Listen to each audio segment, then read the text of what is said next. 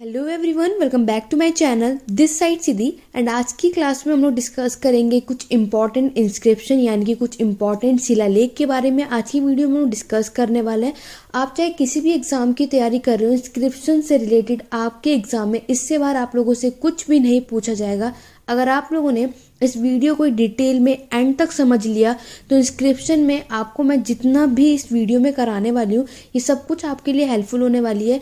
चाहे आप किसी भी एग्ज़ाम की तैयारी कर रहे हो, चाहे आप कोई भी कॉम्पिटेटिव लेवल की तैयारी कर रहे हो, एंट्रेंस एग्ज़ाम की तैयारी कर रहे हो, या आप यूजीसी नेट लेवल या फिर यूपीएससी तक की अगर आप एग्ज़ाम की तैयारी कर रहे हो, अगर आपके पास हिस्ट्री का सब्जेक्ट है तो ये इंस्क्रिप्शन आपके लिए बहुत ही इंपॉर्टेंट टॉपिक होता है और यहाँ से भी आपके एग्ज़ाम में आपसे क्वेश्चन देखने को मिलते हैं।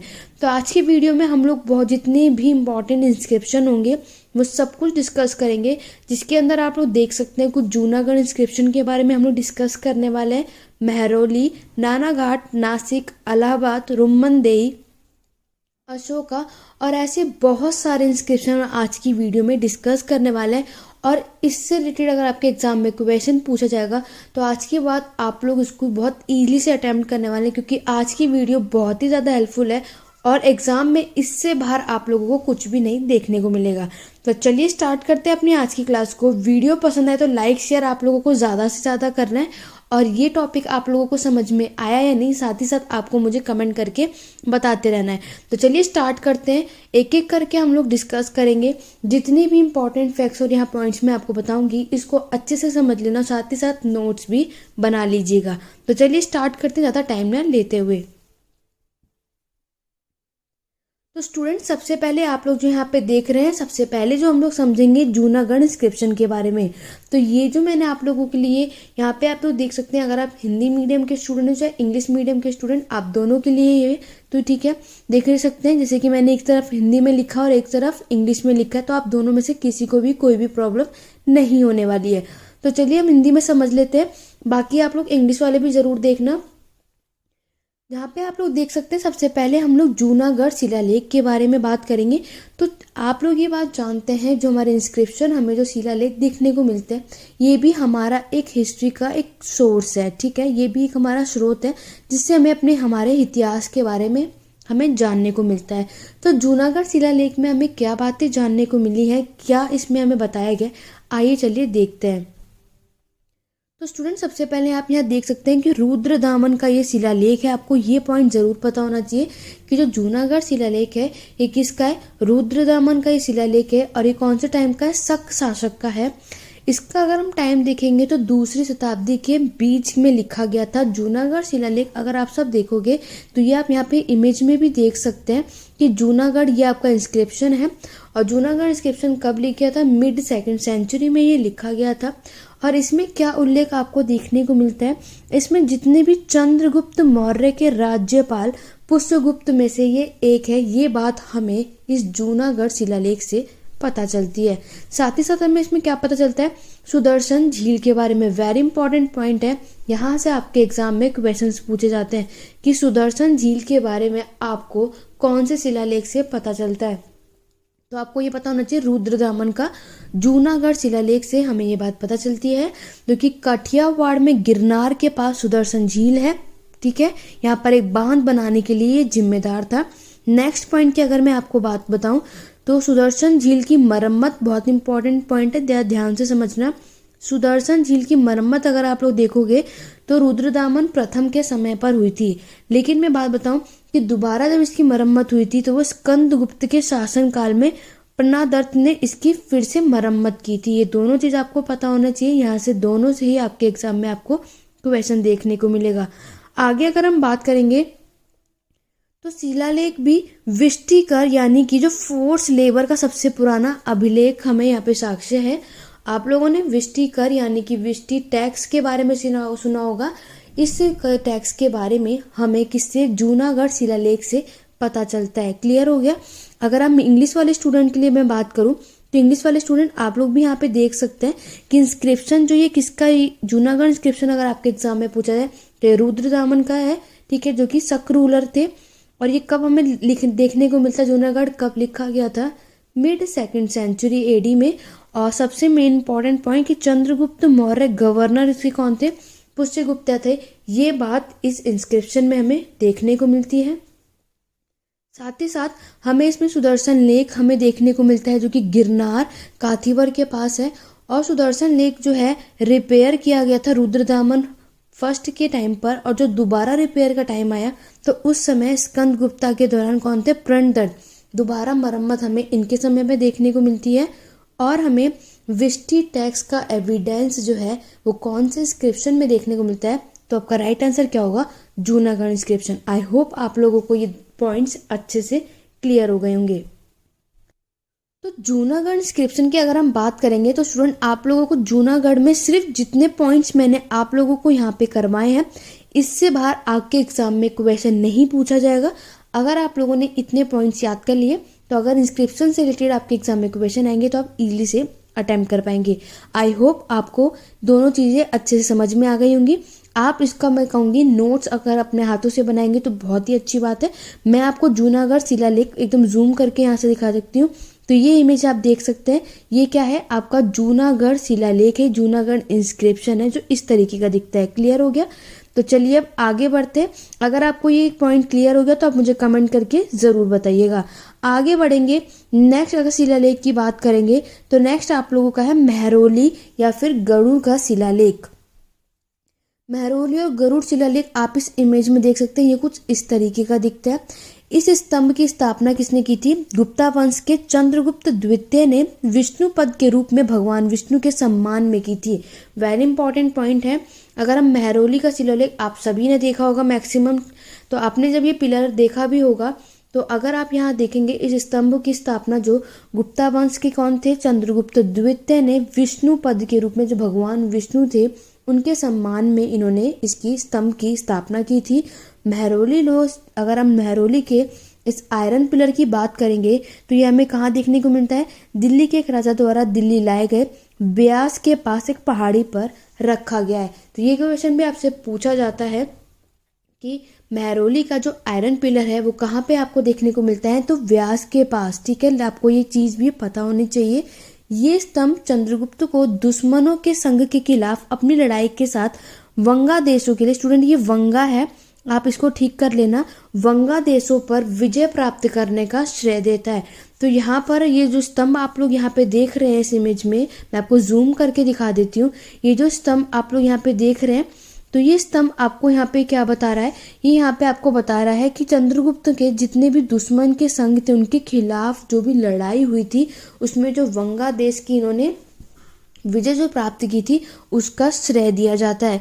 नेक्स्ट पॉइंट की अगर मैं बात करूं, ये उन्हें सिंधु के 7 मुहाने पर हुई लड़ाई के वटकाओं का विजय का भी श्रेय भी इन्हें दिया जाता है। इन्हें मतलब कि चंद्रगुप्त द्वितीय।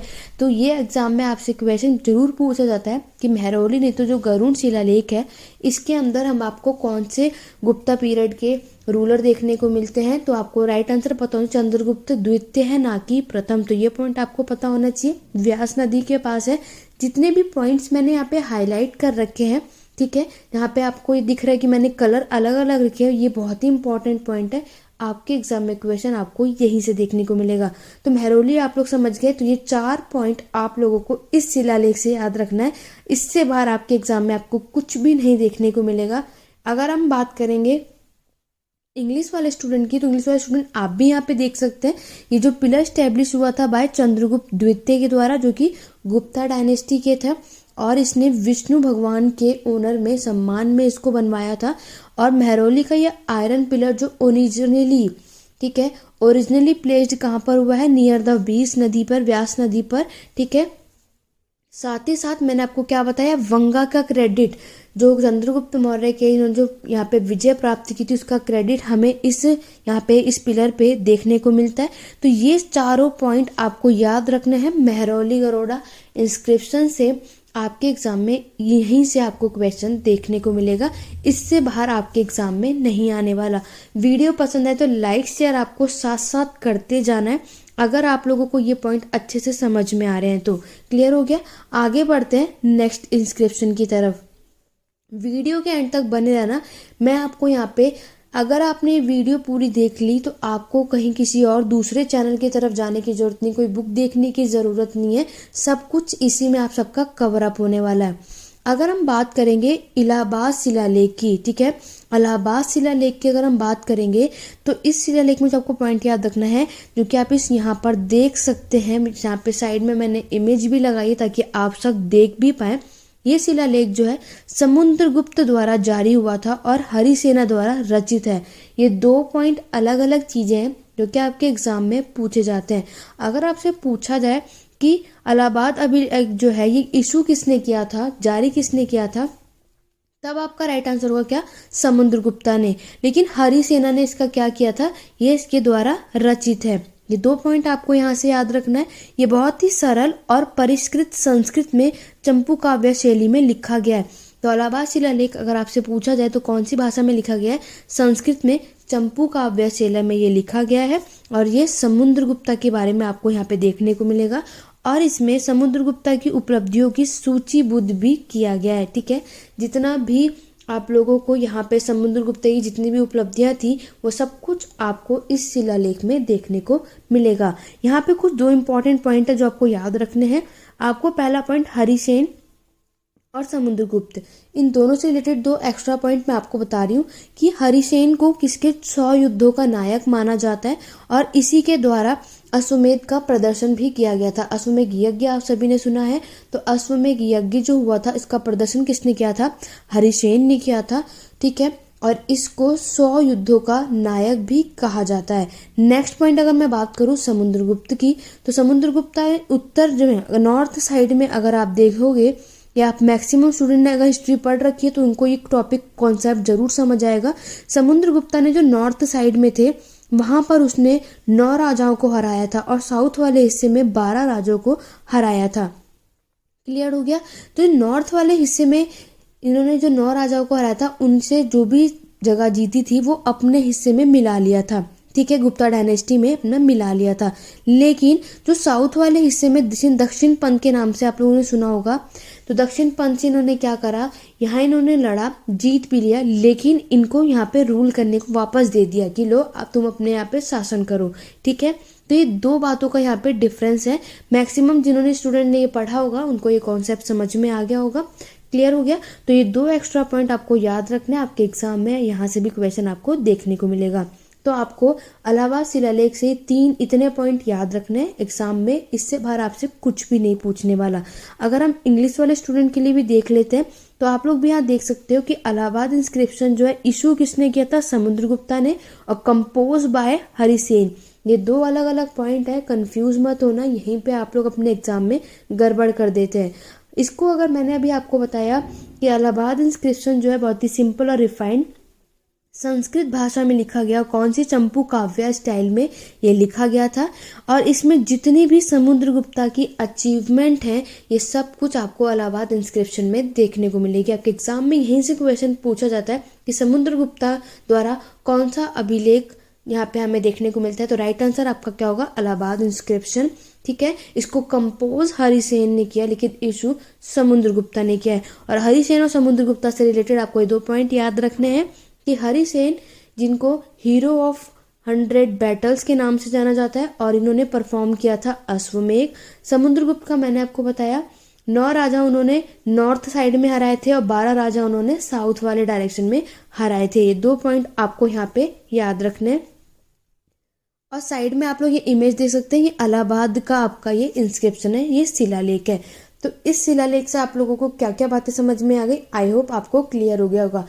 एक बात और आप लोग यहाँ पे समझ लो कि हम लोग जितना भी स्टूडेंट एंशिएंट हिस्ट्री के बारे में पढ़ते हैं तो ये सारी चीज़ें हमें किसी ना किसी इंस्क्रिप्शन, किसी ना किसी अभिलेख में देखने को मिला है, जिसकी वजह से आज हमें सारी बातें पता चली है कि कब गुप्ता रूलर आए, कब मौर्यंस आए। तो ये सारी चीज़ें हमें कोई सोर्सेज मिले थे, इसी वजह से आज आप लोग यहाँ देख सकते हैं। जैसे कि मैंने आपको हिस्ट्री जो स्टार्टिंग की थी, जब मैंने आपको पढ़ाया था कि हमें सोर्सेज मिले थे जिसके थ्रू हमें हमारे इतिहास के बारे में पता चलता है। पहला मैंने आपको पांडुलिपि के बारे में बताया था, यानी कि मैन्युस्क्रिप्ट के बारे में पढ़ाया था कि हमें मैन्युस्क्रिप्ट मिली थी, बुक मिली थी। ठीक है, दूसरा मैंने आपको बताया था इंस्क्रिप्शन के थ्रू भी हमें हमारे इतिहास के बारे में पता चलता है। तीसरा मैंने आपको बताया था जो ट्रैवलर्स थे, ठीक है, एल्ब्रूनी, इब्न बतूता, इनके थ्रू भी हमें हमारे इतिहास के बारे में पता चलता है। तो इंस्क्रिप्शन बहुत ही ज़्यादा इम्पॉर्टेंट टॉपिक है, क्योंकि आप लोगों का चाहे आप यूपीएससी की तैयारी कर रहे हो, चाहे आप यूजीसी नेट जेआरएफ की भी तैयारी कर रहे हो, तो वहाँ पर आपको इंस्क्रिप्शन से बेस्ड क्वेश्चन आपको देखने को मिलेगा। इसलिए आज मैं स्पेशली वीडियो लेकर आई हूँ कि सारे इंस्क्रिप्शन में आपको यहाँ पे कवर अप कराने वाली हूँ, ताकि आपको ये सारे पॉइंट समझ में आ जाए। आप चाहे हिंदी वाले स्टूडेंट हो या इंग्लिश वाले, आप दोनों के लिए बहुत ही वीडियो हेल्पफुल है। और जितना मैं आपको यहाँ पे करा दूँ, इससे बाहर कुछ भी नहीं पूछने वाला है। अगर आप लोगों ने इतना कर लिया तो आप इंस्क्रिप्शन के क्वेश्चन ईजिली से आपके एग्जाम में आप कर पाएंगे। क्लियर हो गया। बढ़ते हैं अपने नेक्स्ट अभिलेख की तरफ। नेक्स्ट अभिलेख आप लोग यहाँ पे देख सकते हैं। तो नेक्स्ट अभिलेख हमारा कौन सा है? नासिक का अभिलेख। तो नासिक अभिलेख आप लोग यहाँ इस इमेज में देख सकते हैं, कुछ इस तरीके का दिखता है। तो इस अभिलेख से हमें क्या देखने को मिलता है? तो स्टूडेंट, इस नासिक अभिलेख से हमें गौतमी पुत्र सत्यकर्णी की उपलब्धियों का उल्लेख नासिक अभिलेख में मिलता है, जिसकी रचना उनकी माता ने गौतमी बाल ऋषि ने की थी। तो नासिक अभिलेख से आपको यहाँ पे समझ में आ गया कि गौतमी पुत्र सत्यकर्णी की उपलब्धि के बारे में हमें नासिक अभिलेख से पता चलता है, जिसकी रचना किसने की थी? गौतमी बालश्री ने की थी। और नासिक प्रशस्ति में आप लोग गौतमी पुत्र का शासक, पूरा जो गौतमी पुत्र का शासक आप देखोगे, रूल देखोगे, वो हमें नासिक अभिलेख से पता चलता है। यह वर्णन करता है कि गौतमी पुत्र ने शक राजा नहपना को हराया और अपने वंश की प्रतिष्ठा को बहाल किया था। तो आपने देखा कि नासिक अभिलेख से हमें क्या एविडेंस मिलता है, इसके थ्रू हमें क्या पता चला कि गौतमी पुत्र की जो शक राजा था नहपना को हराया था। तो ये बात हमें कौन से अभिलेख से पता चली है? ये हमें पता चली है नासिक अभिलेख से। ठीक है, यह अभिलेख कुछ इस तरीके का दिखता है, आप लोग यहाँ पे देख सकते हैं। आगे बढ़ते हैं। अगर हम इंग्लिश वाले स्टूडेंट, आप लोग यहाँ पे देख सकते हैं, तो यहाँ पर गौतमी सतकर्णी की जो अचीवमेंट है इस नासिक इंस्क्रिप्शन में ये मेंशन की गई है। और इसको कंपोज किसने किया था? गौतमी बालश्री ने। ये आपको दोनों पॉइंट याद रखने, एग्जाम में यहीं से क्वेश्चन आपको देखने को मिलेगा। और नासिक प्रशस्ति और इन्होंने क्या डिस्क्राइब किया कि गौतमी पुत्र क्या है? ये एज अ रूलर है, इन्होंने यहाँ पे शासन किया है। और साथ ही साथ इन्होंने यहाँ पे ये भी बताया है कि गौतमी पुत्र ने शक का जो राजा है नहापना, उसको हरा दिया था। तो ये सारी बातें हमें कहाँ से पता चलती है? नासिक के इंस्क्रिप्शन से। क्लियर हो गया। तो आपको यहाँ पे ये 3 पॉइंट याद रखना, आपके एग्जाम में अगर क्वेश्चन आएगा तो इन्हीं में से आपको देखने को मिलता है। आगे बढ़ेंगे नेक्स्ट अभिलेख की तरफ। तो नासिक का अगर मैंने आपको यहाँ पे इंग्लिश में समझा दिया बहुत अच्छे से, अगर हिंदी वाले स्टूडेंट आप लोग भी देख सकते हो। नासिक शिलालेख में मैंने आपको बताया गौतमी बालश्री द्वारा ये बनवाया गया था, और नानाघाट शिलालेख नागनिका द्वारा ये जारी किया गया था। ठीक है, अगर हम आगे बात करेंगे कि नासिक और नानाघाट जो शिलालेख है, ये प्रमुख स्रोत है जो सातवां साम्राज्यों के बारे में हमें क्या करता है? जानकारी देता है। तो नानाघाट इंस्क्रिप्शन आप देख सकते हैं। सॉरी स्टूडेंट, यहाँ पे एक गड़बड़ हो गई है। जो हिंदी वाले स्टूडेंट है, इसको नासिक हटा करके ये नानाघाट है, इसको लिख लेना आप लोग। ये नानाघाट के बारे में हम लोग पढ़ रहे हैं। ठीक है, तो ये नानाघाट शिलालेख के बारे में हम लोग पढ़ रहे हैं। तो नानाघाट शिलालेख में हमें नासिक शिलालेख, अभी मैंने आपको बताया कि गौतमी बालश्री द्वारा ये बनवाया गया था। और यहीं अगर मैं बात करूँ नानाघाट शिलालेख की, तो ये नागनिका द्वारा इसको जारी किया गया था। यही मैं अगर बात करूँ नासिक और नानाघाट शिलालेख के बारे में, तो ये प्रमुख स्रोत है, किसके? प्रमुख सोर्सेज हैं किस चीज़ के? जो सातवां साम्राज्य के बारे में हमें जानकारी देता है। तो आप लोग यहाँ पे देख सकते हैं नानाघाट इंस्क्रिप्शन। तो नानाघाट इंस्क्रिप्शन स्टूडेंट आप देख सकते हैं कुछ इस तरीके का दिखता है। और यहाँ पे मैंने आपको क्या बताया कि जो नासिक का इंस्क्रिप्शन जो मैंने अभी आपको पहले पढ़ाया, इसको बनाया किसने था? गौतमी बालश्री ने बनाया था। और नानाघाट इंस्क्रिप्शन को इशू किया था नागनिका ने। और अगर हम बात करेंगे नासिक और नानाघाट इंस्क्रिप्शन, ये दोनों ही अभिलेखों में हमें सातवां एम्पायर के बारे में पूरी इंफॉर्मेशन हमें इस इंस्क्रिप्शन में देखने को मिलती है। क्लियर हो गया। तो आप लोग ये जूम करके मैं आपको दिखा दूँ, ये कुछ इस तरीके का इंस्क्रिप्शन आपको यहाँ पे ये देखने को मिलेगा। क्लियर हो गया। नानाघाट आप सब समझ गए। हिंदी वाले स्टूडेंट, ये नानाघाट है, आप लोग इसको करेक्ट कर लेना प्लीज। ठीक है, तो नासिक अभी मैंने आपको बताया कि कि नासिक अभी मैंने आपको क्लियर कर दिया इंग्लिश वाले और यहाँ पे ये नानाघाट शिलालेख है। तो नानाघाट शिलालेख भी आप लोग समझ गए। इतने ही पॉइंट्स आपको यहाँ पे कवर अप करना है। नेक्स्ट अगर मैं इंस्क्रिप्शन की मैं बात करूँ तो नेक्स्ट इंस्क्रिप्शन है आपकी मंदसौर की। तो मंदसौर इंस्क्रिप्शन में जो आप इमेज देख रहे हैं ये आपकी किसकी है, मंदसौर इंस्क्रिप्शन है। It was by Kumar Gupta and written by Vasabhatt. तो इसमें हमें कुमार गुप्ता के बारे में देखने को मिलेगा और इसको लिखा किसने था, वसभट्ट ने लिखा था। और ये इंस्क्रिप्शन हमें मध्य प्रदेश में देखने को मिलेगा। साथ ही साथ very important point, sun temple हमें यहाँ पे मेंशन दिखेगा। सन टेम्पल के बारे में इसमें यहाँ पे इसको मेंशन किया गया है। Guild of trader was also mention. जो गिल्ड ऑफ ट्रेडर्स थे, जो हमारे व्यापारी थे गिल्ड्स के, वो भी हमें इस इंस्क्रिप्शन में देखने को मिलते हैं। अगर हम हिंदी वाले स्टूडेंट के लिए बात करें तो मंदसौर शिलालेख की मैं अगर बात करूँ तो मंदसौर शिलालेख ये कुमार गुप्ता द्वारा किया गया था और वसभट्ट द्वारा ये लिखा गया था। मध्य प्रदेश में आपको ये शिलालेख देखने को मिलेगा। और सूर्य मंदिर का जो उल्लेख और व्यापारियों को जो गिल्ड है, ये दोनों की दोनों आपको मंदसौर शिलालेख में इसकी जानकारी देखने को मिलती है। क्लियर हो गया। आगे बढ़ेंगे नेक्स्ट शिलालेख की तरफ। तो नेक्स्ट शिलालेख की अगर हम बात करें तो वो आपकी हाथी गुम्फा शिलालेख। आपने इसका नाम भी सुना, बहुत ही इंपॉर्टेंट इंस्क्रिप्शन है।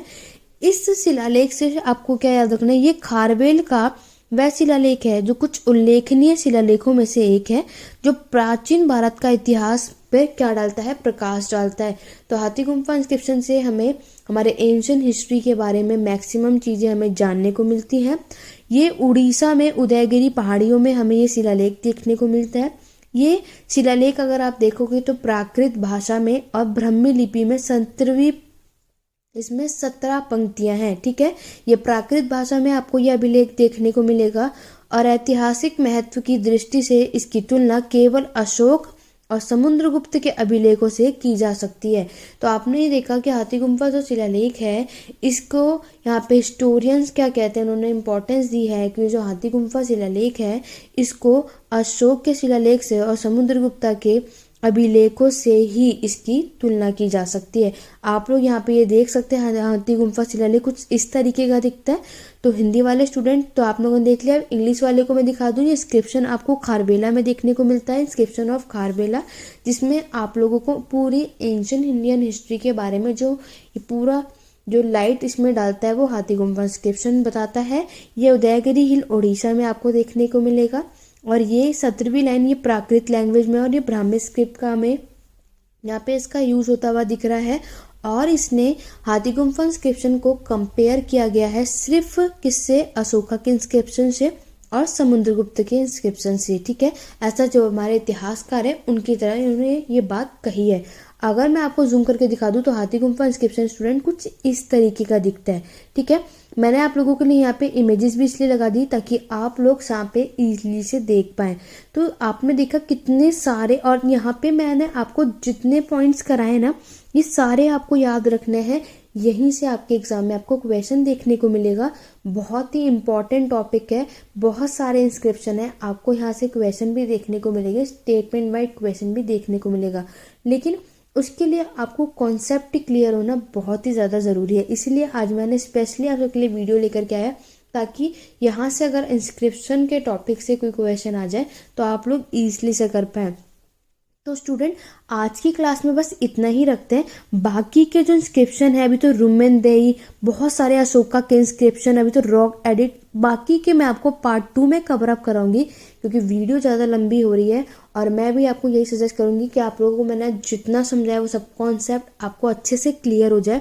ठीक है, इस आई होप आपको ये सब कुछ बहुत अच्छे से क्लियर हो गया होगा, क्योंकि यहाँ पे मैंने सिर्फ इम्पॉर्टेंट पॉइंट जहाँ तक आप लोगों के एग्जाम में आप लोग देख सकते हैं जो क्वेश्चन पूछे जाते हैं वही सब मैंने यहाँ पे पॉइंट्स रखे हैं। इससे बाहर आपके एग्जाम में आपको क्वेश्चन देखने को नहीं मिलेगा।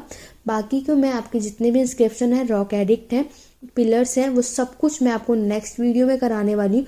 तो उसके लिए आप मेरे चैनल पे बने रहिए। चैनल सब्सक्राइब नहीं किया तो चैनल सब्सक्राइब कर लो, बेल आइकन जरूर प्रेस करना ताकि आने वाली वीडियो से आपको अपडेट मिलती रहे।